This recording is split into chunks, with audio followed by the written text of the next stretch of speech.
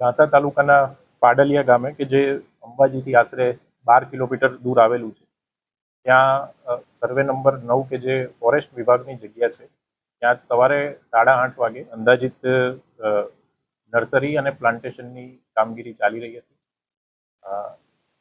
Forest વિભાગની સાથે સાથે પોલીસ અને રેવન્યુ ડિપાર્ટમેન્ટના લોકો પણ તેમની સાથે હતા. અંદાજિત 2:30 વાગ્યાના સમયગાળે 500 કરતાં પણ વધારે જે લોકોનું ટોળું છે, એમને એક પૂર્વ આયોજિત રીતે કહી શકાય એવો પથ્થર, ગોફણ અને તીર કામઠાથી હુમલો કર્યો છે.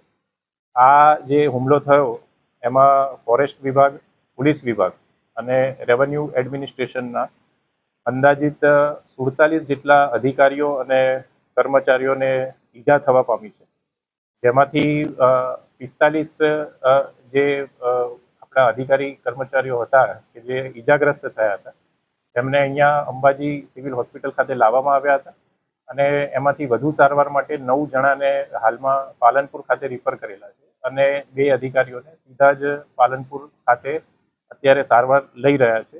તમામ જે ઘાયલ કર્મચારીઓ છે, અધિકારીઓ છે, એ હાલમાં સારવાર હેઠળ છે અને તમામની જે હાલત છે, તમામની જે પરિસ્થિતિ છે એ હાલમાં સ્ટેબલ છે.